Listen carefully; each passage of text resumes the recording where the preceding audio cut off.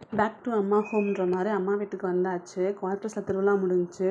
அப்புறம் 2 டேஸ் அங்கே இருந்துட்டு வந்துட்டோம் வீட்டுக்கு, அம்மா வீட்டுக்கு வந்துட்டோம். இங்கே கோழி அறுத்தோம். அப்பா தோட்டத்துக்கு போயிருந்தார். அதனால் நானும் அம்மாவும் தான் அதை க்ளீன் பண்ணோம். அம்மா வந்து தலையை கட் பண்ணி கொடுத்தாங்க. அதுக்கப்புறம் சுடுதண்ணியில் போட்டு முக்கி தோலை உரித்து முடியெல்லாம் பிச்சு எறிஞ்சிட்டு அதுக்கப்புறம் க்ளீன் பண்ணுறதுக்கு 2 பேரும் உட்காந்துட்டோம். எங்களுக்கு எதுவும் தெரியல. ஏதோ அப்பா செய்கிறத சின்ன வயசுலேருந்தே பார்த்துருக்குறோம்ல, அதை வச்சு நம்மளாம் ட்ரை பண்ணுவோம் அப்படின்ட்டு நானும் அம்மாவும் இறங்கிட்டோம் க்ளீன் பண்ணலான்னு சொல்லி. நான் சமையலில் சுமார் தான். எங்கள் அம்மாவும் எங்கள் தங்கச்சியும் நல்லா சமைப்பாங்க. எனக்கு அவ்வளோக்கா வராது. ஆனால் என்னை கட்டினவர் தான் பாவம். கட்டின பாவத்துக்கு சாப்பிட்டு தானே ஆகணும். அதெல்லாம் சாப்பிட்டுக்குவார். கேட்டாலும் நல்லாயிருக்கான்னு கேட்டால் மட்டும்தான் நல்லாயிருக்குன்னு சொல்லுவார். அதுக்கப்புறம் வாய் திறக்க மாட்டார். ஆனால் எனக்கே தெரியும் ஓரளவுக்கு சுமாராக தான் இருக்குதுன்னு. ஆனால் இருந்தாலும் அடிக்கடி கேட்டுக்குவேன், சாப்பிட்டு நல்லாயிருக்கா, சாப்பாடு நல்லாயிருக்கான்னு. நல்லா தான் இருக்குது அப்படிம்பாரு. நான் அதோட நிறுத்திக்குவேன். அவராக இன்னும் எனக்கு நல்லா இருக்குது சமையல் இன்ன வரைக்கும் சொன்னது கிடையாது. நான் எப்போயுமே நான் கேட்டதுக்கு அப்புறம் தான் சொல்லுவார். நான் கேட்குறேன்றதுக்காக அவர் சொல்லுவார். அதனால் நல்லா சமைக்கணும்னு நானும் ட்ரை பண்ணுறேன், முடிய மாட்டேங்குது. நான் அம்மா வீட்டுக்கு போனாலே அவருக்கு ஜாலி தான். கடையில் சாப்பிட்லாம்ல அப்படின்ட்டு. நான் அது மாதிரி நான் அம்மா வீட்டுக்கு வந்ததுக்கப்புறம் கேட்பேன், சாப்பிட்டீங்களா அப்படின்னு கேட்டாலும் நல்லா சோறு சாப்பிட்டேன் அப்படின்னு சொல்லுவார். அதிலே தெரிஞ்சுக்குவேன் சரிப்பா அப்படின்ட்டு. நாங்கள் ஊரில் அம்மா வீட்டில் இருந்தாலும் சாப்பிட்டீங்களான்னு கேட்டாலே நல்லா சோறு தான் சொல்லிகிட்டு இருப்பாரா. சரின்ட்டு விட்டுறது நாங்களும். அப்புறம் அம்மா வீட்டுக்கு வாங்க சாப்பிட்றனாலும் பார்த்துக்கலாம் அப்படின்ட்டு. இங்கே இருந்தாலும் ஒரு டைம்லாம் சாப்பிடாமே போய்க்குவேன். நான் போய் அங்கே சாப்பிட்டுக்கிறேன் கடையில் அப்படின்ட்டு. வீட்டில் சமைக்கிறது அவ்வளோக்கா அவருக்கு பிடிக்காதுன்னு எனக்கு தெரியும். இருந்தாலும் கடையிலையே சாப்பிட்டு பழகுனவங்களுக்கு கடையில் தானே சாப்பிட்ற மாதிரி வரும். டேஸ்ட் ஒட்டிட்டு வீட்டில் செய்கிறது பிடிக்க மாட்டேங்குது. என்ன பண்ணுறது, அவங்க அப்படி பழகிட்டாங்க. அந்த டேஸ்ட்டுக்கு எனக்கு சமைக்க வர மாட்டேங்குது. நார்மலாக சமைக்கிற மாதிரி தான் நான் சமைப்பேன். ஏதோ ஒரு வழியாக அந்த கோழியை க்ளீன் பண்ணலான்ட்டு நாங்களும் போட்டு அறுன்னு அறுத்துட்ருக்கோம். நானும் அம்மாவும் முடியல. ஏதோ அறுத்து க்ளீன் பண்ணி அம்மா கொடுத்துட்டாங்க. நானும் அப்படியே கொஞ்சம் கொஞ்சம் ட்ரை பண்ணி அவங்களுக்கு அறுத்து கொடுத்தேன். ஏதோ அறுப்போமா அப்படின்ட்டு முட்டை வச்ச கோழி, முட்டையெல்லாம் உடஞ்சிடாமல் அறுக்கணும் அப்படின்ட்டு பார்த்து அறுத்துட்ருந்தோம். என்ன எப்படியாவது அறுத்துடணும் அப்பா வர்றதுக்குள்ளே அப்படின்ட்டு தான். அவர் வந்தார்னா 1 மணி நேரம் ஆகிடும். அதுலேயும் தோட்டத்தில் மாடு எல்லாமே கட்டி கிடக்கும். அதனால் சரி தோட்டத்துக்கு போயிட்டார். சரி அப்பாவை டிஸ்டர்ப் பண்ண வேணாம், நம்மளே அறுத்துடலாம் அப்படின்ட்டு நாங்களாகவே அறுக்கலாம் அப்படின்ட்டு அறுக்க போயிட்டோம். பிரியாணி முந்தானேத்து தான் செஞ்சாங்க. இருந்தாலும் நாங்கள் வந்துட்டோம், சரி செய்வோம் அப்படின்ட்டு நாட்டுக்கோழி பிரியாணி பண்ணலாம் அப்படின்ட்டு ரெடி பண்ணிகிட்ருந்தாங்க. நாங்கள் குழம்பு தான் ஃபஸ்ட்டு வைக்கலான்ட்டு இருந்தோம். அப்புறம் எங்கள் கொழுந்தனார் தங்கச்சி வீட்டுக்காரர் வந்துட்டு இருக்கார். அவர் பிரியாணி சூப்பராக போடுவார். அதனால் அவரை பிடிச்சிட்டோம். வாங்க பிரியாணி போடலாம் அப்படின்ட்டு. அவரை எனக்கு தெரியாதுன்னு சொன்னார். தெரியாதுன்னு சொல்லுவார், ஆனால் சூப்பராக செய்வார். அவரும் நல்லா டேஸ்ட்டாக இருக்கும். அது துளசி பச்சரிசின்னு சொல்லி ஏதோ ஒரு அரிசி வாங்கி செய்வார். அது எனக்கு அவர் இப்படி செய்கிற பிரியாணி ரொம்ப பிடிக்கும். தம் பிரியாணி தான் அவர் பண்ணுவார். அம்மாலாம் வந்து குக்கரில் தான் பண்ணுவாங்க. ஆனால் அவர் பண்ணுற தம் பிரியாணி எனக்கு ரொம்ப பிடிக்கும். அவர் செஞ்சு கொடுத்தா ஃபஸ்ட் டைம் நாங்கள் எல்லாருமே தம் பிரியாணி சாப்பிட்ருக்கோம். குக்கர்லையே சாப்பிடுவோம். எப்போயுமே குக்கரில் தான் அம்மா வைப்பாங்க. அடுப்பில் வச்சதே இல்லை. அதனால் இப்போ குக்கரில் வைக்கிறதே இல்லை. இப்போ எங்கள் தங்கச்சி கல்யாணம் முடிஞ்சதுலேருந்து நாங்கள் தம் பிரியாணி தான் அவரை போல் விட்டுறது. எப்படி வந்து அவரும் எங்களுக்கு ஒரு 7-8 பிரியாணி கிட்டே போட்டு கொடுத்துட்டாரு தம் பிரியாணி. ஆனால் நாட்டுக்கோழியில் பிரியாணி போட்டதில்லை. சிக்கனு மட்டன் தான் போட்டிருக்கோம். நாட்டுக்கோழியில் போட்டதில்லை. இந்த டைம் ட்ரை பண்ணுவோம் அப்படின்ட்டு அவர் இருந்தாரா. நாங்கள் மட்டும் இருந்தால் கூட நாங்கள் குழம்பு தான் வச்சுருப்போம். அவர் இருக்கவட்டியும் சரி கண்டிப்பாக வச்சிடலாம் அப்படின்ட்டு ரெடி பண்ணிகிட்ருந்தோம். அவர் முடியவே முடியாது, எனக்கு வைக்கவே தெரியாதுன்னு தான் சொல்லிகிட்டு இருந்தார். விடாமல் நாங்கள் பிடிச்சிட்டோம், அவரை பிடிச்சி செஞ்சிடலாம் அப்படின்ட்டு. அப்புறம் எங்கள் வீட்டுக்காரும் வந்துட்டார். நைட் டியூட்டி பார்த்துட்டு அவரும் வந்துட்டார். அப்புறம் அண்ணனும் தம்பியும் இறக்கி விட்டோம் செய்கிறதுக்கு. அவங்க 2 பேர் தான் செஞ்சாங்க. நாங்கள் க்ளீன் பண்ணி கொடுத்தோம். அவங்க வந்து செஞ்சுட்டாங்க. என்னென்ன வேணுமோ வாங்கி கொடுத்துட்டோம். செய்யுங்கப்பா அப்படின்ட்டு செஞ்சுட்டாங்க. நல்லா சூப்பராக இருந்துச்சு. டேஸ்ட் அல்டிமேட்டாக இருந்துச்சு. எனக்கு ரொம்ப பிடிச்சிருந்துச்சு. நாட்டுக்கோழி செய்கிறது, நாட்டுக்கோழி பிரியாணி செய்வது எப்படின்ற செய்முறையும் பின்னாடியே இதிலே அட்டாச் பண்ணி போட்டிருப்பேன். அவங்க நான் தான் ஃபஸ்ட்டு கட் பண்ணேன். அப்படி எனக்கு வரலை. அப்புறம் அவரை இறக்கி விட்டு கட் பண்ண சொன்னோம். அப்போ அவர் எலும்பெல்லாம் கட் பண்ணி போட்டுட்ருந்தார்.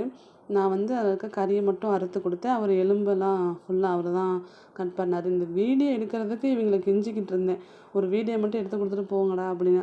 ஆனால் 2 பிள்ளைங்களும் இருக்கு, என் தங்கச்சி பெற்ற 2ம் வைன்னு அழுதுகிட்டே இருந்துச்சு. ஒரு வீடியோ எடுக்க விட மாட்டேச்சு அவளை. ஒரு வீடியோ எடுக்கிற வரைக்குமாச்சும் அழுகாமல் இருக்கணும்னு இல்லை, அழுதுட்டு தான் இருந்ததுங்க. அவளும் அப்பப்போ வந்து ஒரு 2-3 வீடியோ அப்படியே சைடில் எடுத்து கொடுத்துட்டு ஓடி போயிட்டா. நாங்களாம் எதுவுமே பண்ணலை, இவங்க 2 பேர் தான் பண்ணாங்க. அப்புறம் சிக்கன்னே வந்து தொலைது வாயில எனக்கு. பிரியாணி செய்கிறதுக்கு கறியை தனியாக பிரித்து எடுத்துக்கிட்டாங்க. எலும்பு கறி தனியாக குழம்பு வச்சிடலான்ட்டு கறியை மட்டும் பிரியாணி செஞ்சிடலாம் அப்படின்ட்டு. அப்போ எங்கள் வீட்டுக்காரர் வந்து சொன்னேன்ல, வந்ததும் அவரையும் இறக்கிட்டோம். எண்ணெயை ஊற்றி பட்டை கிராம்பு இருக்கிற ஏலக்காய் எல்லாத்தையும் போட்டு வதக்கிட்டு அதை வெங்காயம் நல்லா பொன்னிறமாக வதங்கின வரைக்கும் வதக்கிக்கிட்டே இருந்தாங்க. அதில் லைட்டாக உப்பு போட்டுட்டு இருந்தாங்க. உப்பு போட்டு வதக்கிட்டு அதில் தக்காளி, பச்சை மிளகாய் அதெல்லாம் போட்டு வதக்கணும். நல்லா அது இன்னும் வரும். அதுக்குள்ளே சைடில் எங்கள் அப்பா கம்பெனி பக்கத்தில் ஒன்று இருக்குது, அதில் டீ கொடுப்பாரு. அதில் நானும் வரேன் அப்படின்ட்டு என் பையனும் அப்பாவும் கிளம்பி போயிட்டாங்க. எனக்கு அப்போ தான் கொஞ்சம் ரிலாக்ஸாக இருந்துச்சு. ஒருத்தரில் என் காசு சுற்றிட்டே தெரியும், அது நெக்ஸ்ட்டு கற்றுக்கிட்டே இருக்கணும். நான் அது ஒன்று எங்கள் அப்பா கூட துரத்தி விட்டு நாங்கள் செஞ்சிட்ருந்தோம். நான் செய்யலை, அண்ணன் தம்பி செஞ்சிட்ருந்தாங்க, நான் வீடியோ எடுத்துகிட்டு இருந்தேன். வெங்காயம் வதங்கிறதுக்கு முன்னாடி தக்காளி போடக்கூடாதாம்மா. வெங்காயம் வதங்கிறதுக்கு அப்புறம் இஞ்சி பூண்டு பேஸ்ட்டு போட்டு வதக்கணுமா. அதுக்கப்புறம் தான் தக்காளி போட்டு வதக்கணும்னு சொன்னாங்க. நான் என்ன பண்ணுவேன்னா, தக்காளியை போட்டு எல்லாத்தையும் ஒன்றா போட்டு வதக்குவேன். அவங்க அப்போல்லாம் பண்ணால் ஸ்டெப் பை ஸ்டெப்பாக ஒன்று ஒன்றா பார்த்து பண்ணிகிட்டு இருந்தாங்க. அது வந்து கொஞ்சம் லைட்டாக பிடிக்கிற மாதிரி இருந்துச்சு. அதை கிண்டிகிட்டே இருந்தாங்க. அப்புறம் வதங்கினோடனே தக்காளியும் போட்டு வதக்கிட்டு அதுக்கப்புறம் என்ன போட்டாங்க, கொத்தமல்லி, கருவேப்பிலை அவ்வளோக்கா போடல, கொத்தமல்லியும் புதினா தான் நிறையா போட்டாங்க. கருவேப்பிலை வந்து வேணாம் அப்படின்ட்டாங்க. இங்கே சைடில் வந்து எங்கள் வீட்டுக்காரர் வந்து எலும்பு கறிக்கு வந்து வெங்காயம் கட் பண்ணிகிட்டு இருந்தார். அந்த எலும்பை வந்து கொஞ்சம் குருமா மாதிரி கறி வச்சு குழம்பு வச்சுக்கலாம் அப்படின்ட்டு அதுக்கு கட் பண்ணிட்டு இருந்தார் வெங்காயத்தை. எனக்கு இவ்வளோ ஸ்பீடெல்லாம் கட் பண்ண வராது, அவங்க தான் கட் பண்ணுவாங்க. அதுக்கப்புறம் இவங்க என்ன பண்ணார், என் கொழுந்தனார் தேங்காய் பால் ஊற்றினார். அதை நான் எடுக்க மறந்துட்டேன். இங்கே சைடில் வந்து ஒரு வேலையாக இருந்து போயிட்டேன். தேங்காய் பால் எவ்வளவோ அவ்வளோ.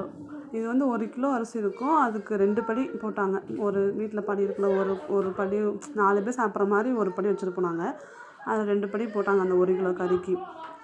போட்டு அந்த தேங்காய் பால் கொதித்ததுக்கப்புறம் அரிசியை போட்டு நல்லா சுண்டி தண்ணிலாம் வற்றினதுக்கப்புறம் தம் போடுவாங்கன்னு நினைக்கிறேன். இது வந்து என் தங்கச்சி வந்து வீடியோ எடுக்கிறதா, நான் ஏதோ உள்ளே ஒரு வேலையாக போயிட்டேன். சைடில் அங்கிட்டு இடம் இல்லாமல் எங்கள் வீட்டுக்காரங்க தொங்கிக்கிட்டு செஞ்சிட்ருப்பார் குருமாவுக்கு. இங்கே வந்து கொஞ்சம் கொதித்து அரிசி வந்து கொஞ்சம் வேக விட்டியும் தான் அடுத்து இதை போடணும். கறி போடுறத எடுக்கலையோ, ஆமாம் கறி போடுறதும் இருக்குது. அதில் வந்து வெங்காயம் தக்காளிலாம் போட்டதுக்கப்புறமே கறியையும் போட்டுறணும். அதுக்கப்புறம் தான் தண்ணி ஊற்றி தேங்காய் பால் ஊற்றி காய வைக்கணும். இவங்க மாங்காய் பறிச்சுக்கிட்டு இருந்தாங்க 2 பேரும் போய். அந்த கறி போடுற வீடியோவை நான் எடுத்தேன், ஆனால் எங்கிட்ட மிஸ் ஆகிடுச்சு போல் இருக்குது. இங்கிட்டு கறியை போட்டுவிட்டு இந்த குருமாவுக்கு எல்லா மசாலாவையும் சிக்கன் மசாலா, கரம் மசாலா, மல்லித்தூள், மஞ்சத்தூள் எல்லாத்தையும் போட்டு கிண்டிட்டு இருந்தார் அவர். அங்கிட்டு இங்கிட்டு வெந்துருச்சான்னு அடிப்பிடி லைட்டு சட்டி கீழே கொஞ்சம் பள்ளமாக இருக்கவும் அடிப்பிடிக்க ஆரம்பிச்சிருச்சு. அதனால் கிண்டிகிட்டே இருந்தாங்க. அப்புறம் ஓரளவுக்கு செட் ஆயிடுச்சு. அப்புறம் இங்கே வந்து டேஸ்ட்டு பார்த்தாங்க, தயிர் ஊற்றுனாங்க. அந்த வீடியோவையும் காணோம். எல்லாம் என்கிட்ட என் தங்கச்சி எடுக்க சொன்னேன், சித்தி பொண்ணை. அதை என்கிட்ட மாற்றி எடுத்துகிட்டு ஆன் பண்ணல போல இருக்குது. இவ்வளோ தான் வீடியோவே எடுத்தா, அதை பாதி தான் மிஸ் ஆகிட்டா. அவளை எடுக்க சொல்லிட்டு நான் போயிட்டேன், மிஸ் ஆகிக்கிட்டா போல இருக்காங்க. அப்புறம் தம் போட்டாங்க. 1/2 மணி நேரம் இருக்க சொன்னாங்க.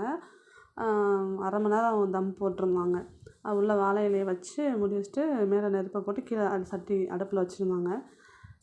நான் இந்த வீடியோ நான் எடுக்கலை, நான் தான் எடுத்தேன்.